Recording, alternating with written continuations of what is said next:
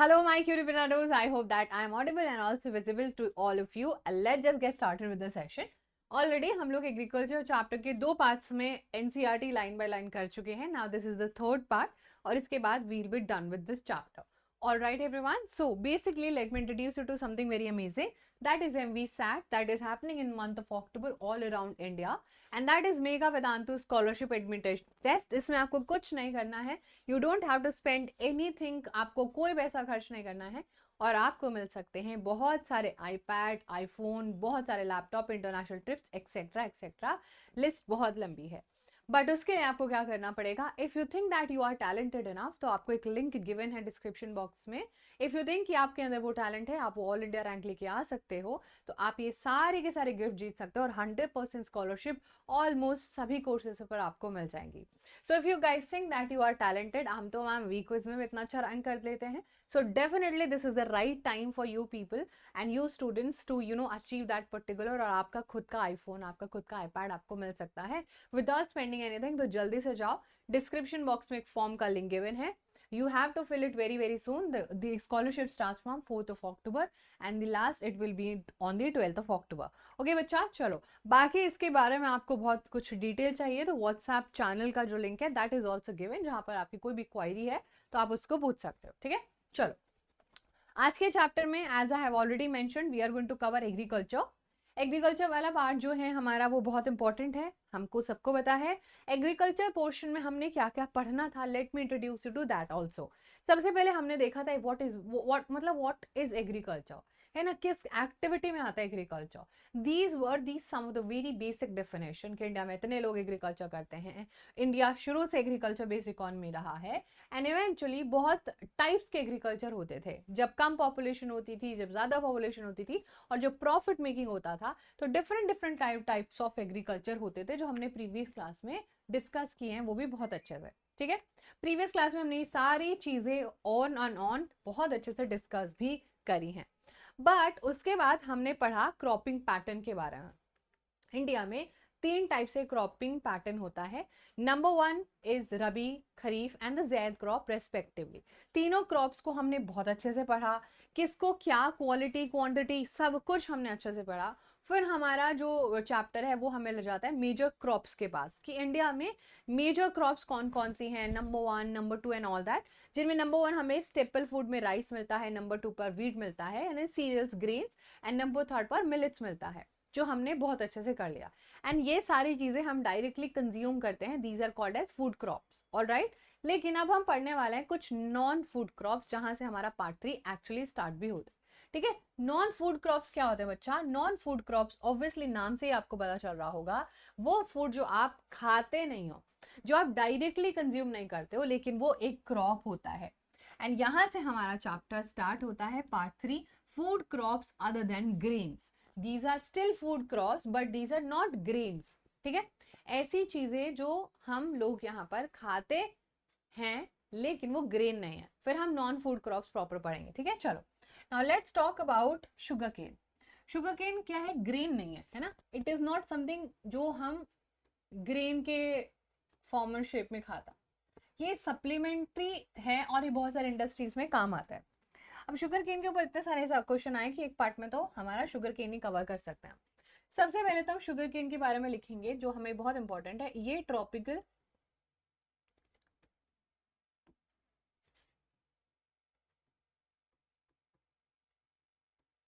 It is a tropical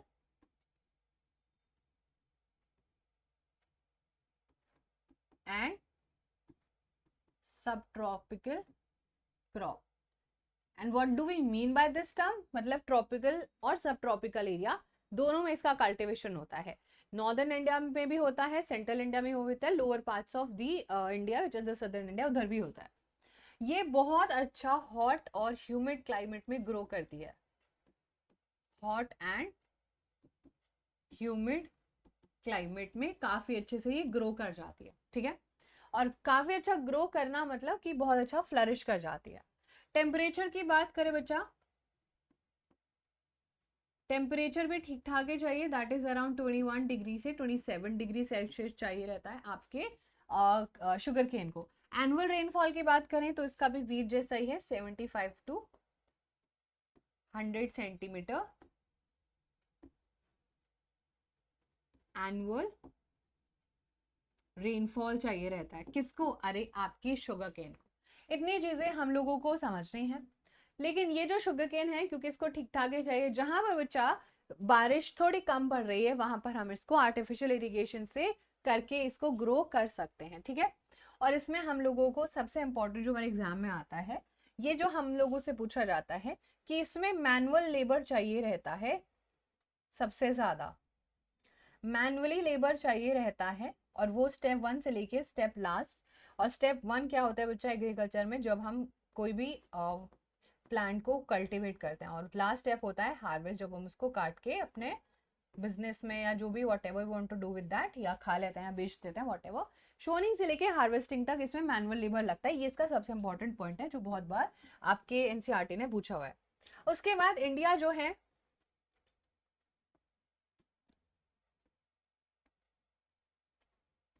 second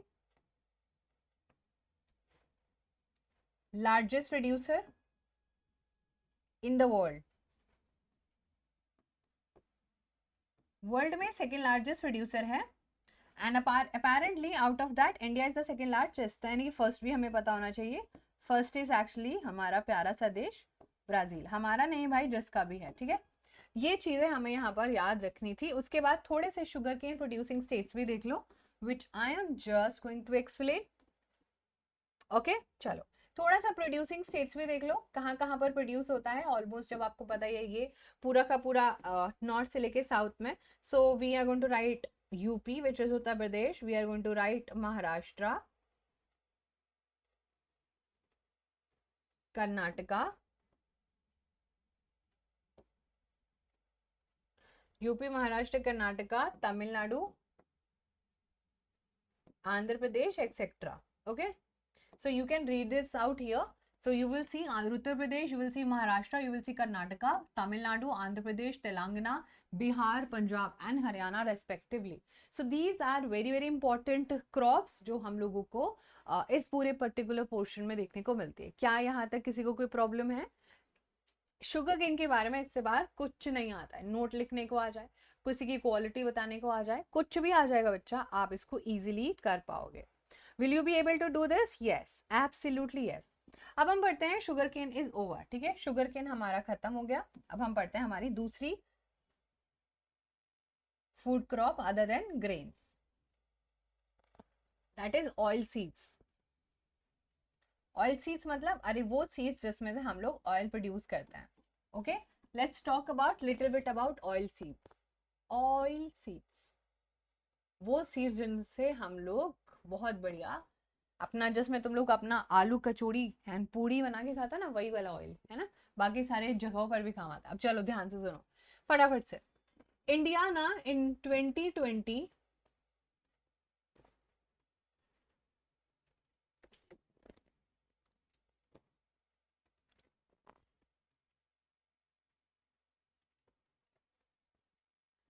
India was second largest producer of groundnut, peanut butter वाला। और ये India में सबसे ज्यादा भी होता है अगर कंपैरेटिवली अपने से बात करें। लेकिन ये हमारा हैशटैग नंबर 2 पर आता था, ठीक है, ये आपको याद रखना है। तो फिर इसके ही कलेक्टिवली एक और चीज याद रखनी रहेगी कि नंबर 1 कौन आता था, दैट वाज चाइना, ठीक है। नंबर 2 क्या है बच्चा? चाइना है। एंड नाउ ये आपको लिखना है यहाँ पर। अदर देन दैट आपको ऑयल सीड्स के बारे में क्या लिखना है? बहुत सारे डिफरेंट ऑयल सीड्स हैं हमारे पास, डिफरेंट ऑयल सीड्स हैं। कलेक्टिवली इंडिया में total production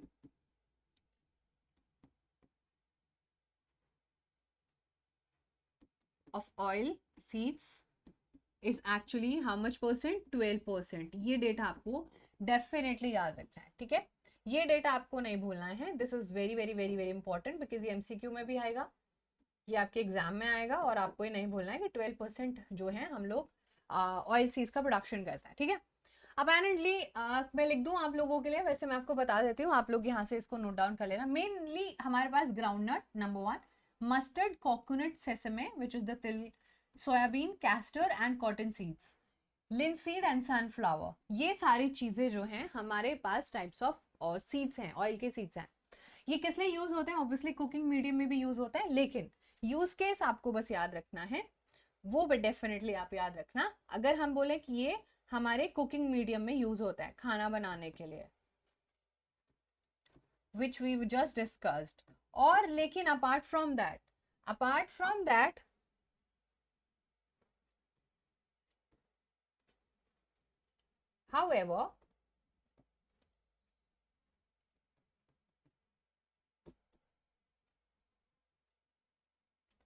however some of these are also used as raw material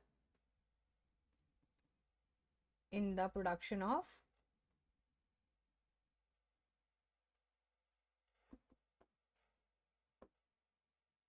soap,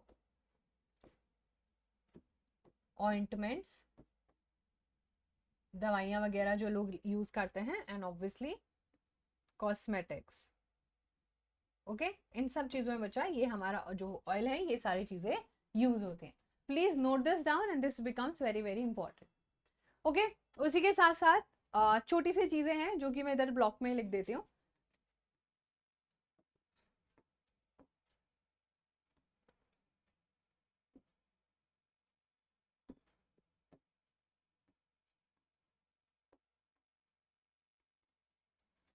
इसमें हमारे चैप्टर में ना एक बहुत इंपॉर्टेंट इंफॉर्मेशन दी गई है ग्राउंडनट के बारे में।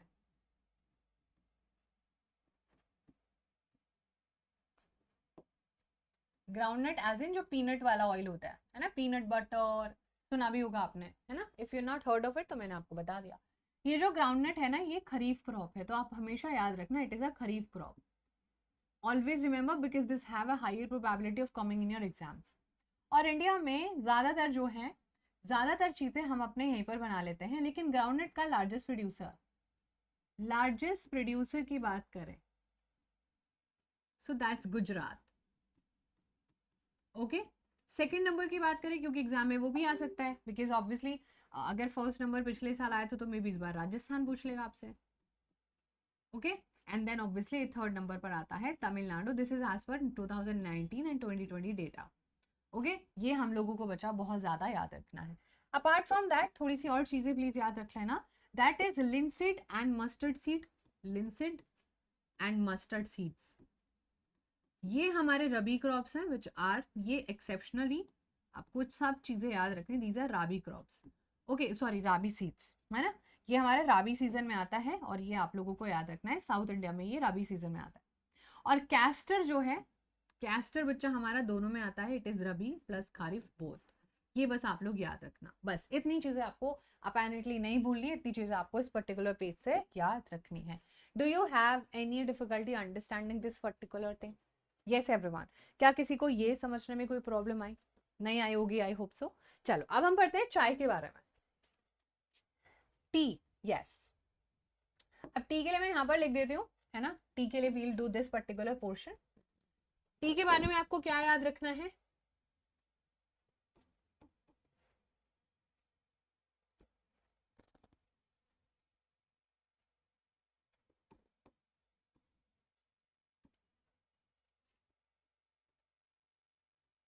ओके चलो, अब थोड़ी सी बातें हैं जो आपको बच्चा टी के बारे में भी याद रखनी होंगी, कि सबसे पहले तो टी जो है वो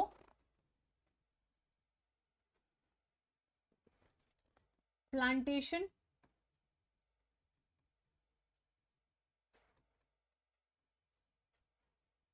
फार्मिंग में आता है, ठीक है। It is example of plantation farming, plantation agriculture. उसके बाद ये इंडिया में मोस्ट इंपॉर्टेंट बेवरेज क्रॉप है। It was introduce to India, India की अपनी खुद की नहीं है, introduce to India by Britishers. Yes you heard me right, Britishers ने हम लोगों को चाय की जो है कल्टीवेशन करना सिखाया था। ये हमें टी के पोर्शन से याद रखना है। अपार्ट फ्रॉम दैट इतनी चीज़ें आई होप आप लोगों को समझ आ रही होगी। टुडे जो है मोस्टली टी प्लांटेशन आज इंडिया की ही है, इंडिया में ही सारी चीज़ें होती हैं।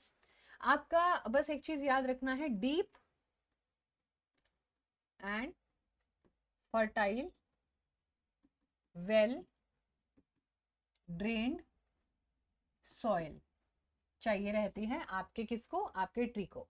और ये सब ट्रॉपिकल, क्या हो गया ब्रो, सब ट्रॉपिकल एंड ट्रॉपिकल एरिया दोनों में ग्रो करती है, ठीक है। तो सब ट्रॉपिकल एरिया एंड जो है आप लोगों के, अगर अच्छा कंटेंट होगा, मिट्टी में रिच हमस होगा, ऑर्गेनिक मैटर होगा, तो आपकी जो है बहुत बढ़िया से हो जाएगी। ओके चलो, अगर यहाँ पर फ्रीक्वेंटली शावर होते रहते हैं, फ्रीक्वेंटली थोड़े थोड़े बारिश होती रहती है, ओके तो फ्रीक्वेंट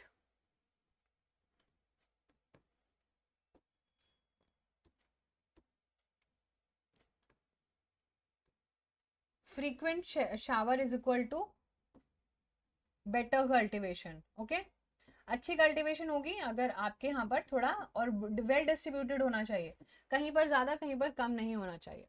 उसके बाद इट रिक्वायर्स, क्या रिक्वायरमेंट है सबसे ज्यादा, abundant skilled and cheap labour, because obviously profit making करना है, कॉमर्शियल टाइप में ही आती है, और लेबर इनको यहाँ पर बहुत ज़्यादा चाहिए, क्योंकि यहाँ पर भी सारी चीज़ें मैनुअली होती है। अगर आप एनसीईआरटी के वाले पिक्चर में जाओगे, किधर है ये वाले पिक्चर में जाओगे, you see this is how the plantation, you know यहाँ पर हार्वेस्ट हो रहा है, this is how the tea cultivation looks like, और ये इंडिया के ऐसे होता है, like you see all these women, और इन्होंने अपने पीछे कुछ तो ऐसे बैम्बू का बनाया हुआ है, and they are plucking the जो है पत्ते होते हैं छोटे छोटे, और उनको अपने टोकरी में डाल रहे होते हैं। दिस रिक्वायर्स वेरी स्किल्ड, है ना। और even they have different basket some of the times, जिसमें अच्छे पत्ते और यू नो थोड़े खराब पत्ते, so that they can you know compromise with the quality of the tea, है ना। जो बढ़िया टी होती है भाई, वो इंडिया से बाहर ही जाती है, बहुत महंगी होती है वो। तो ये चीज़ें बच्चा आपको टी के बारे में लिखनी थी। अगर हम थोड़े से यहाँ पर इनके स्टेट्स के बारे में बात करें कि हमारी टी कल्टीवेट कहाँ पर होती है, तो सबसे ज़्यादा तो आपको पता ही है, Assam is one of the most leading producer of chai patti. Assam and Darjeeling and Jalpaiguri district of West Bengal, तो वेस्ट बंगाल में बहुत अच्छी आपकी जो है कल्टीवेशन होती है, जलपाईगुड़ी एंड दी आपका दार्जिलिंग हिल। वेस्ट बंगाल के अलावा you have to remember Tamil Nadu and Kerala, Tamil Nadu and Kerala, यहाँ पर बच्चा हमारी क्या होती है, सब ट्रॉपिकल और ट्रॉपिकल एरिया में बहुत ज्यादा अच्छी होती है। उसके बाद हिमाचल प्रदेश में भी होती है, ठीक है, तो वो भी लिख लेना डेफिनेटली, हिमाचल प्रदेश। बट सबसे ज्यादा परसेंटेज में obviously it is Assam, it is the north eastern states. Okay चलो, ये हम लोगों को यहाँ पर देखना है। उसके बाद लिखो सबसे important point, and that is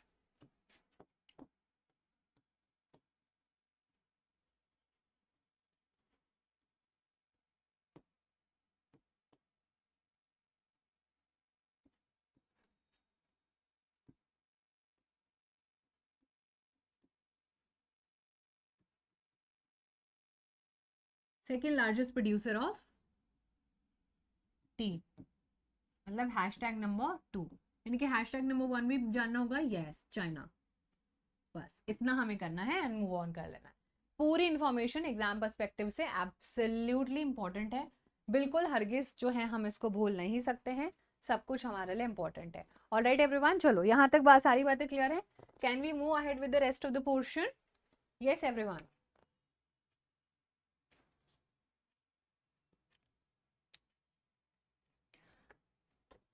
चलो now let's go ahead with the next portion जो अब हमें कवर करना है। ओके यहाँ तक बच्चा आप लोगों को आई होप सारी चीजें क्लियर होंगी। थोड़ा सा हमें कॉफी के बारे में भी करना था, तो कॉफी के बारे में भी देख लेते हैं।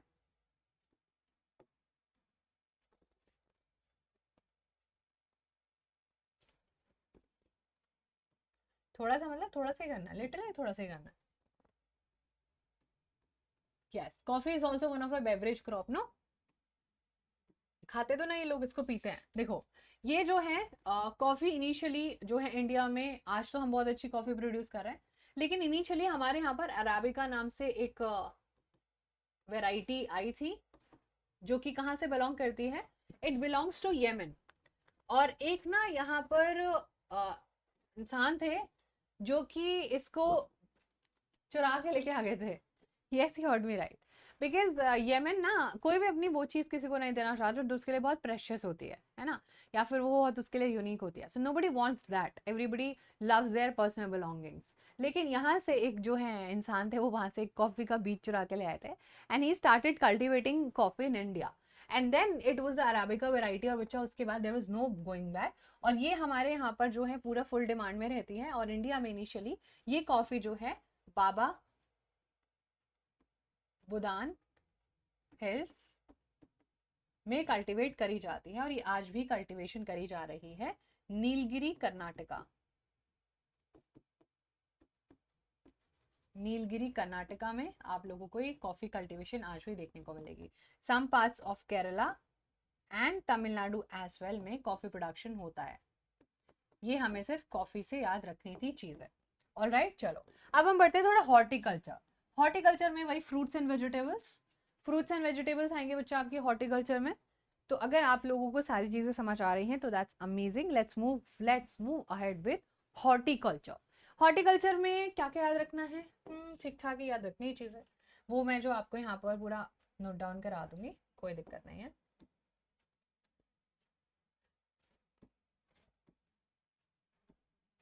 चलो let's do horticulture.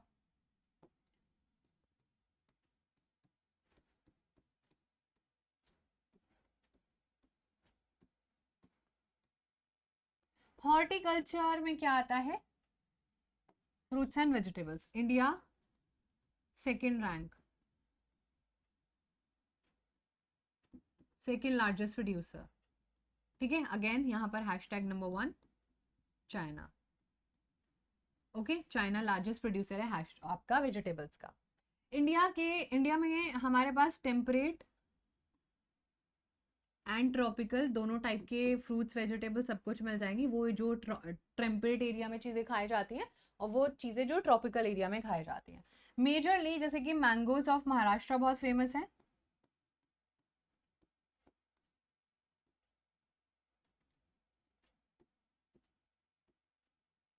Oranges Nagpur, okay, and Cherrapunji and आपके जो हैं ऑरेंजेस नागपुर एंड चेरापूंजी, और बच्चा बनाना आपको Kerala. Okay, that is how the Kerala people lots eats of banana chips because they are producing that particular chips too much. So ये बच्चा हम लोगों को थोड़ी थोड़ी सी बातें याद रखनी थी। मिजोरम, महाराष्ट्र, तमिलनाडु लीची गवावा, मतलब लीची एंड गवावा उत्तर प्रदेश, बिहार का भी litchi, pineapple of Meghalaya, grapes Andhra Pradesh, Telangana and जो है इनका grapes, apple, pears, apricots, walnut Jammu Kashmir and Himachal known for, ये जो है एप्पल्स, हिमाचल के एप्पल, जम्मू कश्मीर के एप्पल दुनिया में बहुत ज़्यादा फेमस है। ठीक है, this was something which we were suppose to understand by this particular portion. ठीक है, इतना चीजें हमें यहाँ से पढ़नी थी। तो ये आप देख लो, apricot, apple and pomegranate, and then cultivation of vegetable like peas, cauliflower, tomato, brinjal, this all you can see in your NCERT as per the particular चीज है। अब बच्चा हम यूज करने वाले हैं, पढ़ने वाले हैं हमारे नॉन फूड क्रॉप्स। ठीक है, अब हम पढ़ेंगे हमारे कुछ नॉन फूड क्रॉप्स जो हम खाते तो नहीं है लेकिन उनका हम लोग प्रोडक्शन करते हैं। ज्यादा नहीं है इसमें, लेकिन फिर भी पढ़ना तो पड़ेगा ना। चलो, तो अब हम पढ़ते हैं हमारे नॉन फूड क्रॉप्स के बारे में।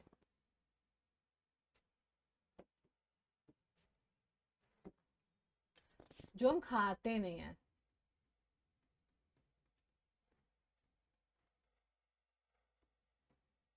ओके, चलो नॉन फूड क्रॉप्स में आता क्या है? सबसे पहले हमारा चैप्टर बोलता है फाइबर क्रॉप्स आता है। नहीं, सबसे पहले हमारा चैप्टर, अरे यार, सबसे पहले हमारा चैप्टर बोलता है रबर। रबर क्या है? हाँ, नहीं खाते हैं हम। ठीक है, रबर क्या होता है? इंडस्ट्रीज में यूज होता है रबर।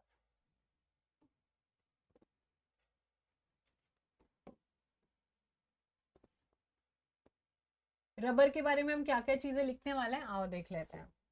देखो, सबसे पहले तो you have to remember about rubber that it is a equatorial crop.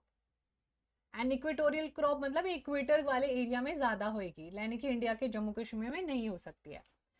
लेकिन स्पेशल कंडीशन में ट्रॉपिकल एरियाज में भी हो सकती है, वो हम लोगों को याद रखना। अब देखो ध्यान से सुन लेना, इसको कैसा इन्वायरमेंट चाहिए, इसको चाहिए बहुत ही ज्यादा मॉइस्ट इन्वायरमेंट।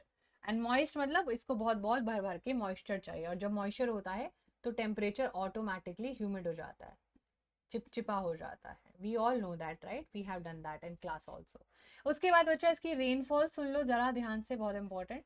रेनफॉल चाहिए रहती है about 200 centimetre, that is around like almost बाढ़ वाले सिचुएशन। और टेम्परेचर चाहिए रहता है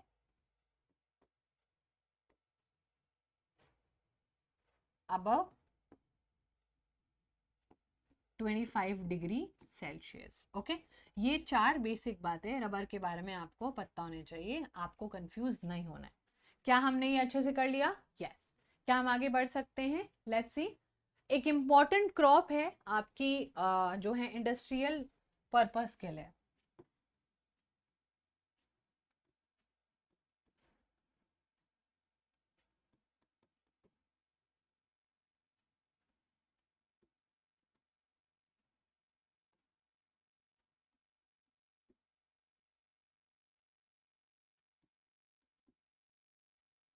इंडस्ट्रियल पर्पस, ठीक है। इंडस्ट्री के पर्पस के अकॉर्डिंग ये बहुत ही ज्यादा हमारे इंपॉर्टेंट है। थोड़े से इसके एरियाज देख लो बच्चा, ये कहाँ कहाँ पर मेनली ग्रो होती है? सबसे ज्यादा केरला, तमिलनाडु,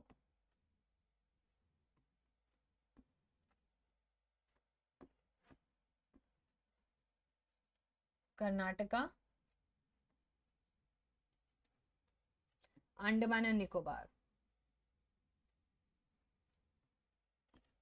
में आपकी रबर जो है, जिसको हम खाते नहीं है but it is all cultivated, ठीक है बच्चा। This is what you have to remember about the rubber portion. Please note it down, pause the video and you may note it down. Okay चलो, अब इतनी सारी चीजें हैं तो अब हम थोड़ा सा फाइबर क्रॉप्स के बारे में पढ़ लेते हैं, जो हम जिसको पहनते हैं। क्रॉप्स को पहनते हैं, हाँ, कॉटन, जो हम उससे कुछ ना कुछ ऐसी चीजें बनाते हैं जो हमारे बहुत काम की होती हैं, ठीक है। चलो,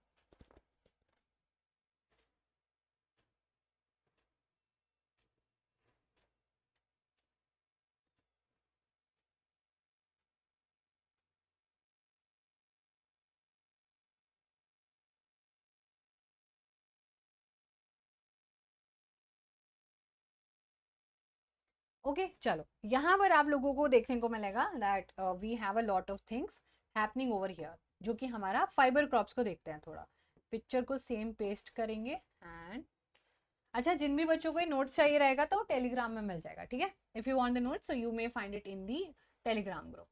अब हम पढ़ लेते हैं थोड़ा फाइबर क्रॉप्स के बारे में। फाइबर क्रॉप्स में 3 चीजें आती हैं हमारे, जो चीज हम फाइबर के यू नो नेचुरली यूज करते हैं पहनने वहनने के लिए, तो वो हमारी आती है बच्चा। सबसे पहले कॉटन। कॉटन के बारे में डिस्कस करेंगे थोड़ा थोड़ा। Okay,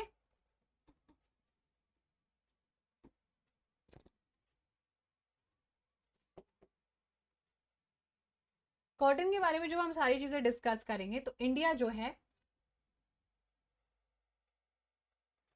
considered as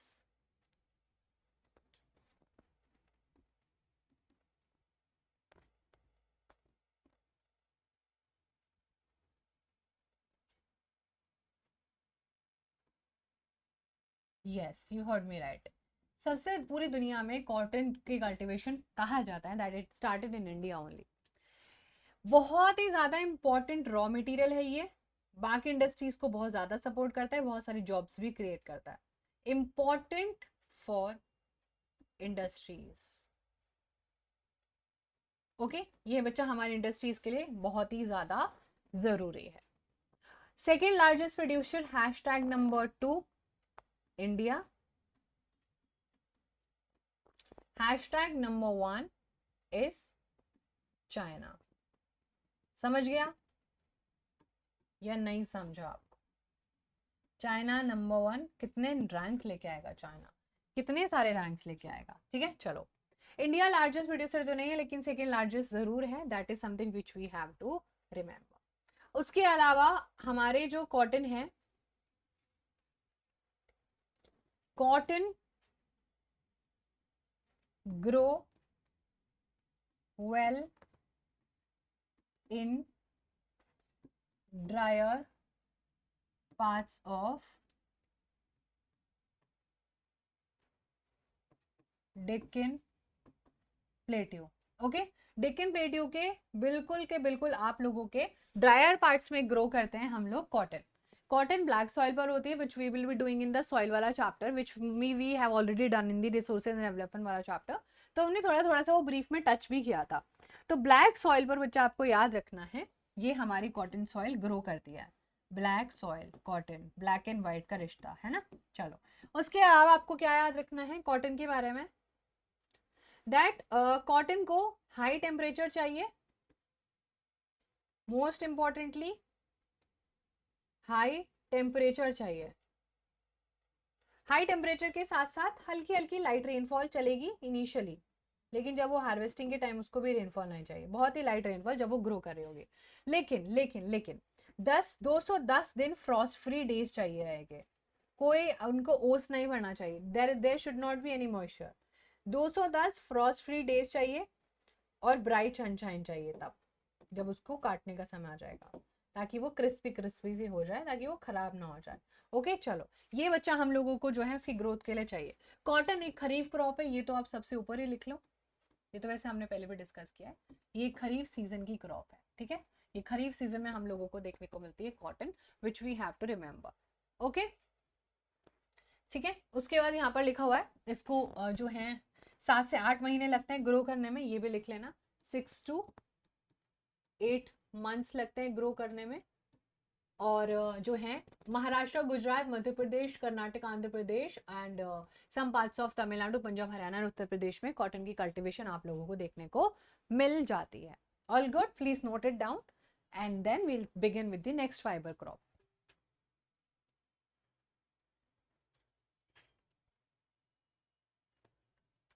next fibre crop में हमारे पास है हमारा jute, which is again important, and then will be done with the non food crops. मिटा दें इसको, नहीं मिटाएंगे नहीं, बिकॉज नोट्स फिर सेव नहीं होंगे, इसको कॉपी करेंगे पहले। Okay and then will do this.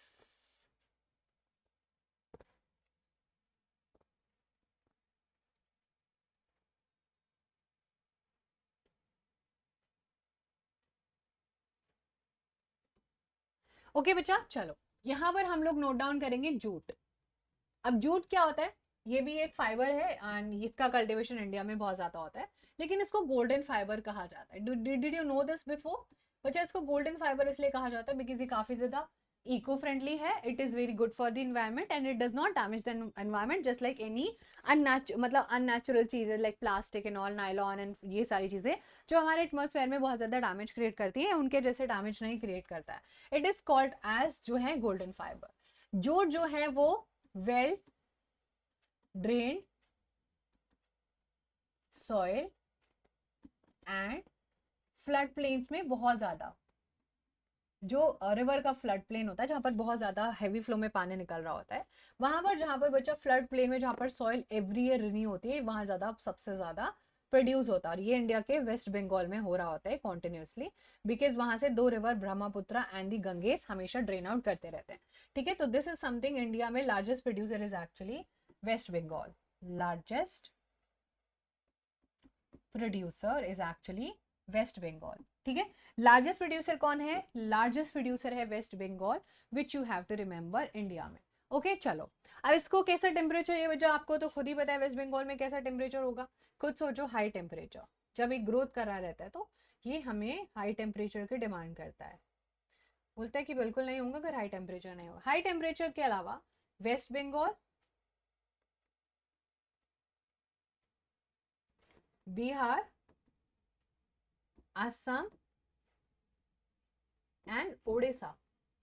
These are apparently some states which are very very well producing, और इससे हम बहुत सारी चीजें बनाते हैं जैसे कि carpets, yarns and artifacts, decoration items. आपने देखा होगा फ्रूट बास्केट वगैरह जो रखी होती हैं, जो आपको लगता है कि that is like brown in the colour, है ना। ये सारी चीजें बच्चा हम लोगों को आपके जूट वाले पोर्शन से याद रखनी थी। कहाँ गया हमारा जूट? ये रहा छोटा सा ये वाला पोर्शन। ओके, इसमें इतना लिखा है। अब हमने आगे बढ़ना है हमारे लास्ट सेक्शन के पास, and that is technological and the institutional reforms in agriculture. जब हम अपने चैप्टर को यहाँ तक पढ़ के इतनी सारी चीजें उसके बारे में पढ़ के आए हैं, so we have realise this particular thing that apparently यहाँ पर हम लोगों ने देखा कि कितना ज्यादा डैमेज भी हुआ होगा, या फिर जब हमारे 60% 70% लोग एग्रीकल्चर में एंगेज्ड हैं, तो फिर तो हमें उनके लिए कुछ चीजें करनी भी पड़ेंगी ना, और हमने करी भी। हमने हमारे just in are 5 year plan हमने बहुत सारे लैंड रिफॉर्म्स निकाले, और हमारा first 5 year plan obviously land reforms के बारे में बहुत ज्यादा बात भी करता है कि वो लोगों के पास जिनके पास बहुत ज्यादा जमीन है हम उनको रीडिस्ट्रीब्यूट भी करते हैं। And this was very very important बच्चा, जो हमें यहाँ से याद रखना है, बहुत जरूरी है। ठीक है, let me just erase and right it again. तो सबसे पहले हमें जो यहाँ पर याद रखनी चीज है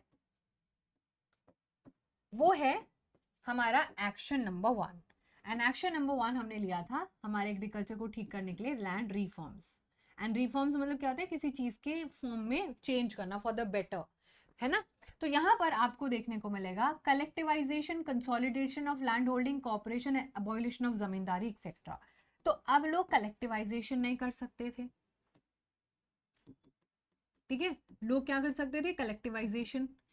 कंसोलिडेशन ऑफ लैंड होल्डिंग्स, पहले बहुत लोगों के पास जमीन के कागज नहीं थे, लेकिन उन्होंने वो जमीन बस हड़प के रखी हुई थी, वो उनको डिस्ट्रीब्यूट करने पड़ी। जो लोग जमींदारी करते थे, जमींदार अपनी जमीन पर लोगों से काम कराते थे, है ना, और हम जमींदार है, हमारे लिए काम करो। जमींदारी जो सिस्टम था जो अंग्रेजों के टाइम से चला रहा था, ये सब हमने खत्म कर दिया। एंड हमारे फर्स्ट 5 ईयर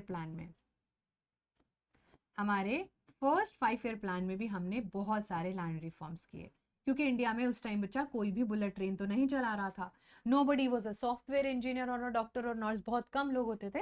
ज्यादातर लोग यहाँ पर हमारे इंडिया में खेती कर रहे थे, ठीक है, इंडिया में एग्रीकल्चर कर रहे थे। तो we needed a lots of reform in the agriculture sector, और एग्रीकल्चर जमीन पर होता है।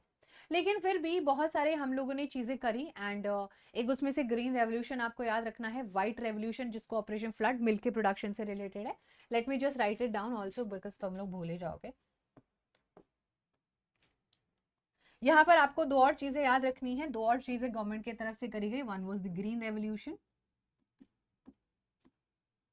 And another one was obviously white revolution related to milk production. ये दोनों चीजों ने हमारे एग्रीकल्चर को बहुत ज्यादा इवेंचुअली हेल्प किया, बहुत ज्यादा लोगों के लाइफ में चेंज लेके आए। सो दिस वाज समथिंग बच्चा जो हमें याद रखना है। बट एक और चीज याद रखना है कि ग्रीन रेवोल्यूशन के थोड़े ड्रॉबैक्स भी थे। सिर्फ नॉर्दर्न पार्ट्स में इसका बहुत ज्यादा हमें डेवलपमेंट और उसका एडवांटेज देखने को मिला, बहुत सारे इंडिया में हमें उसका पार्ट्स में जो है नहीं देखने को मिला। बस ये थोड़ा सा आप देखना कि जो कंसंट्रेशन था ना वो सिलेक्टेड एरियाज में ही था। तो मैं लिख ही देती हूँ, अदरवाइज तुम लोग भूल जाओगे।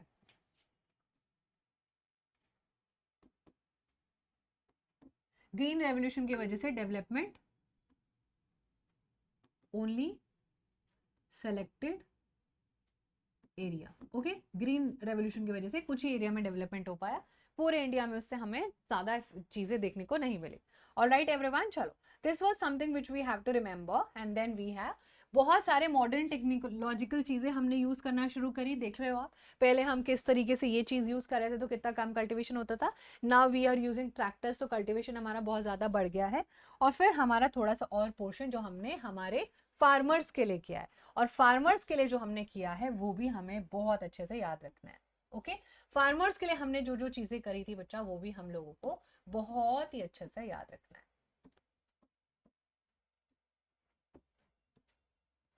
ओके। चलो, फार्मर्स के लिए हमने सबसे पहले जो चीज है जो हम याद रख सकते हैं, that is KCC, that is किसान क्रेडिट कार्ड हम लोगों ने बनाया, okay. PAIS, personal accident insurance scheme, okay. जो फार्मर्स बहुत ज्यादा परेशान हो जाते थे उनके लिए हमने बच्चा बहुत सारी चीजें लेके आए, सो that they don't suffer that much, और उनकी लाइफ में भी थोड़ा चीजें ठीक हो। और ये गवर्नमेंट ने for the benefit of farmers introduce किया था। मोर एवर और भी चीजें की थी, for example special weather bulletin चलाए ताकि फार्मर्स को थोड़ा एजुकेशन मिल सके और उनको पता चल सके कि अकॉर्डिंग टू वेदर वो कौन कौन सी चीज़ें कर सकते हैं, कौन कौन सी चीज़ें नहीं कर सकते, ताकि उनकी फसल जो है फेल ना हो। बेसिकली उनको एग्रीकल्चर फील्ड की नॉलेज देना शुरू करा, और बहुत सारे जो है रेडियो एंड टेलीविजन पर भी बच्चा उनके लिए प्रोग्राम्स गवर्नमेंट ने इनिशिएट किए, और आज भी हैं ये, that is on the DD national. और रेडियो पहले बहुत लोग सुनते थे, अब तो कोई भी नहीं सुनता है। एंड सबसे मोस्ट इंपॉर्टेंट बच्चा, उन्होंने एमएसपी भी रिलीज किया, मिनिमम सपोर्ट प्राइस फार्मर्स को उनकी क्रॉप्स पर देना शुरू कर दिया। And now farmers are also happy, and minimum support price MSP, and agriculture में भी फ्लरिशमेंट देखने को मिल रहा है। ओके, सो जो भी लोग फायदा उठाते थे, मीडिएटर्स वगैरह, मान लो कि एक फार्मर है, वो कुछ प्रोडक्शन करा और उसकी फसल को कोई खरीद नहीं रहा है, एंड एक ही अंदर वो तो किसी भी रेट पे खरीद लेगा ना, कि अरे मैं तो नहीं खरीदूंगा, बेचना है तो बेचो वरना जाओ यहाँ से, राइट। सो बच्चा यहाँ पर आपको ये चीजें देखने को मिलेंगी। एमएसपी इंट्रोड्यूस करते ही अब गवर्नमेंट जो है अपने फार्मर्स को एक्सप्लॉइटेशन से बचा लेती है, मिडिलमैन से बचा लेती है। अब एक बहुत सिंपल सी बात है बच्चा, ये जरूर सुन लेना, ये स्टोरी बहुत ज्यादा आती है, ये केस बेस में भी आ सकती है, इसको हम भूलकर भी इग्नोर नहीं कर सकते। वो है भूदान एंड ग्रामदान। देखो, Mahatma Gandhi ji declare Vinoba Bhave as he spiritual heir. Mahatma Gandhi ji ने विनोबा भावे को अपना स्पिरिचुअल हायर बताया था, and he also participated in the satyagraha as one of the most foremost satyagraha. He was one of the victorious Gandhiji's concept Gram Swarajya. जो ग्राम स्वराज्य है, गांधी जी को लगता था जब तक मेरे विलेजेस का डेवलपमेंट होगा ना, तभी मैं अच्छा से डेवलपमेंट कर पाऊंगा, तभी कुछ ना कुछ चीजें सही होंगी। जब गांधी जी का मार्टरडम हो गया, तो विनोबा भावे ने उन्हीं का पद यात्रा, जो रास्ते पे गांधी जी ग्राम योजना वाले रास्ते पर चल रहे थे, वो विनोबा भावे जी ने संभाली ना। विनोबा भावे जी ने क्या किया, एक बहुत ही सिंपल सा मैसेज था, वो जहां पर भी जाते थे बहुत लोगों को मोटिवेट करते थे। और एक ऐसा विलेज था आंध्र प्रदेश में, पोचमपल्ली। पोचमपल्ली आंध्र प्रदेश में, जो लोगों के पास जमीन नहीं थी, उन्होंने बोला कि जिन लोगों के पास अच्छी जमीन है वो अपनी थोड़ी जमीन डोनेट करिए। आपके पास बहुत ज्यादा जमीन है, अगर आप थोड़ा बहुत हिस्सा इसका डोनेट भी कर दोगे तो आपको कोई इफेक्ट भी नहीं पड़ेगा। एंड बहुत सारे लोगों ने बच्चा यहाँ पर उनका प्रॉमिस फुलफिल भी किया। ऑब्वियसली सारी चीजें इमीडिएटली नहीं हुई, लेकिन गवर्नमेंट ऑफ इंडिया ने इसके लिए बहुत सारे रिफॉर्म्स किए, जिनमें से लैंड सीलिंग एक्ट एक बहुत इंपॉर्टेंट एक्ट था, जिसमें से लैंड सीलिंग एक्ट के डर से लोगों ने बोलते हैं कि दान कर दिया था अपना जमीन, बट बहुत लोग बोलते हैं कि नहीं, विनोबा भावे जी ने बहुत ज्यादा इंस्पायर किया था लोगों को ये करने के लिए। सडनली एक Shri Ramchandra Reddy, okay, Shri Ramchandra Reddy stood up and offered 80 crore of land to be distributed among 80 landless villager. Shri Ram Reddy जो एक बहुत बड़े जमींदार थे, उन्होंने अपना 80 एकड़ लैंड 80 लोगों को जो है डिस्ट्रीब्यूट कर दिया। तो इससे कितना ज्यादा फायदा हो गया, राइट। 80 फैमिलीज और उनके घर में रहने वाले लोग कितना ज्यादा फ्लरिश करेंगे। लेटर बच्चा, इसी को हम लोग भूदान बोलते हैं। तो ऑलवेज रिमेंबर कितना, 80 एकर्स लैंड 80 फैमिलीज को ये पूछा जा सकता है। लेटर वो ट्रैवल करते हैं ऑल ओवर इंडिया, बहुत सारे जमींदार उनको देख देख के अपना जो भी थे वो ग्रामदान करने लगते हैं।